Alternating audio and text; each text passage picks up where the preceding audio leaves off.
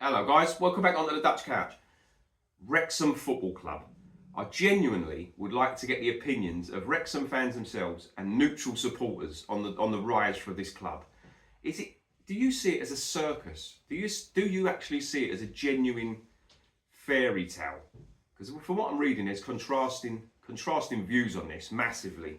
I mean, Ryan Reynolds and Rob McElhenney bought the club in 2021, I think it was, for £2 million. I think they've been really clever. From what I read, they cleared the club's debt right away. I don't think it's the fact that they've just thrown countless notes at it, not thrown countless millions of pounds at it. I think they've found ways to maximise different revenues for Wrexham. They've given Wrexham a platform to go and maximise their revenue.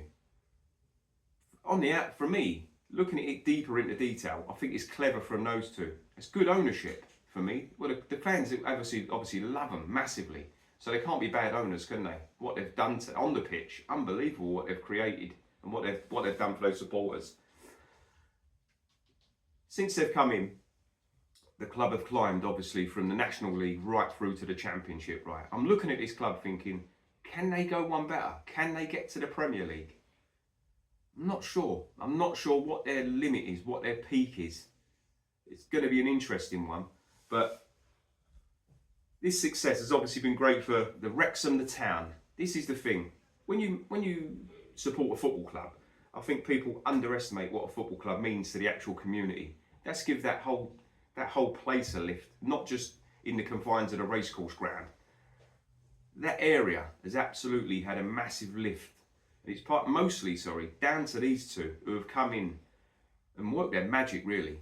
Absolutely work their magic. Magicians. Obviously the last few years has been a huge rise, right? On the face of it, there's only positives. I'm looking for the positives. I'm looking at all those positives and thinking, I'm just looking at, as a football fan, right, I'm looking at those supporters, the emotions they must have felt through the last few years, seeing that team ride through the divisions. The turnover of players has been huge, obviously. They've had to buy new players to go up higher divisions. We know that. That's common sense. But the emotions as a football fan, those Wrexham fans must have experienced the last few years. You can't put a price on that. That is invaluable.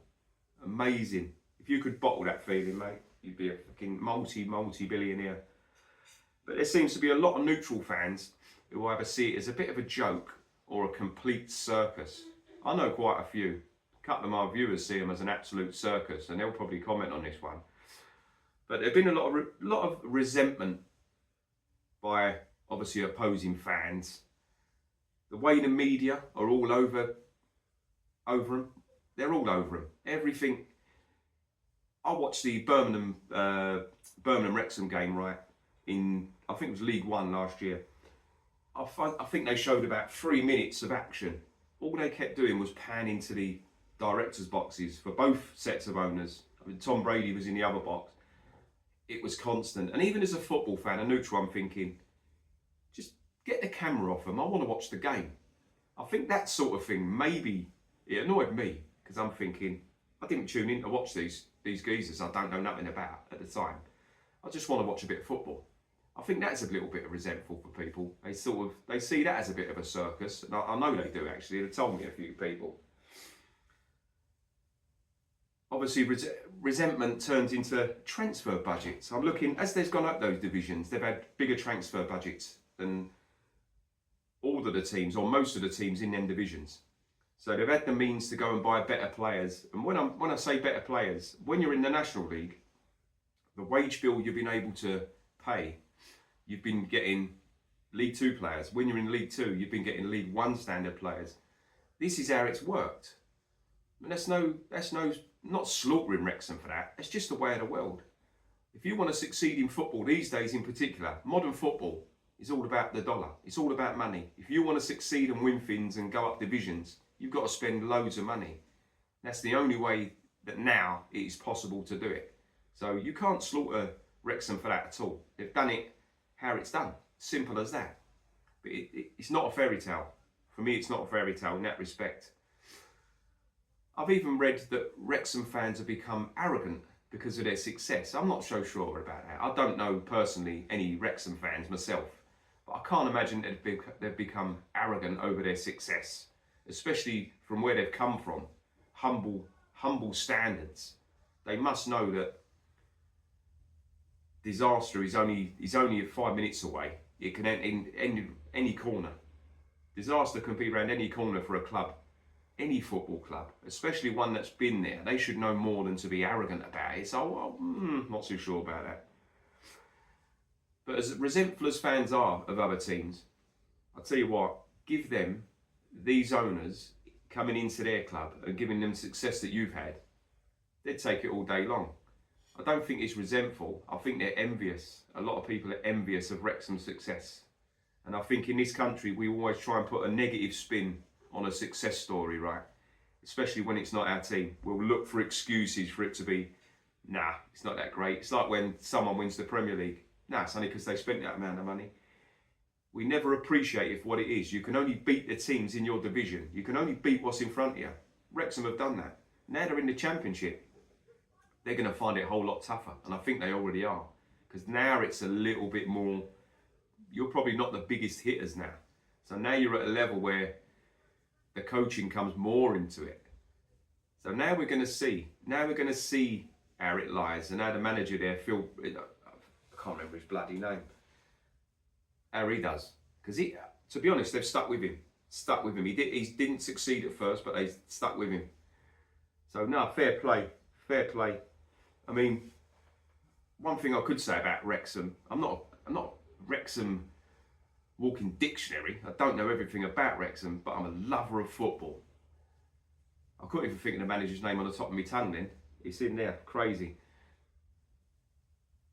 But what I can say about the racecourse ground, just by watching on TV, I can guarantee that place absolutely rocks. And those Welsh football fans are passionate as anything. I'd love to go to that ground. I will tick that off on the 92. I've not done it yet. I'm sitting on 69 of 92.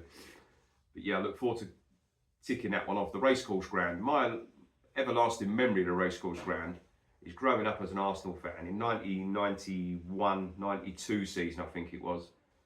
Wrexham sitting, I think they ended 92nd out of all the 92 teams.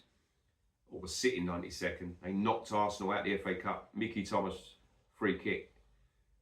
2-1 at the racecourse ground. Alan Smith scored for Arsenal. Arsenal were current First Division champions back then. That was massive. Always remember that. One of my everlasting memories. But what's happened at Wrexham? Like I said, I don't think they've just thrown money at it. I think it's been done in a clever manner. I think it's been done from a business point of view really well. And they've got everyone on board. Really have. It just seems like a marriage made in heaven. Totally. But other lower league clubs, other lower league clubs would have even benefited. As much as they will slag Wrexham off, other league clubs would have benefited. Because when Wrexham come to town, your gates would have been probably the highest of your season. So your teams, your clubs in turn, would have earned more revenue. So there is positives. You've got to look at it that way. But where is their peak? Where is the peak for this club? I'm looking at it. I can't even imagine Wrexham in Europe or something like that. I can't see that at all. Couldn't see it. It'd be amazing if it happened. And I would like to see it. But whether you dislike this story, whether you think it's a circus, whether you think it's one big joke, whether you think it was one big publicity stunt by these two, I think they've proven over the years they're not no fly-by-night owners. They've come in, they've done a great job, and they don't look like they're going anywhere. You've got to admit that it's captivated the imagination. And let's see what the rest of it brings. But yeah, on to the next one.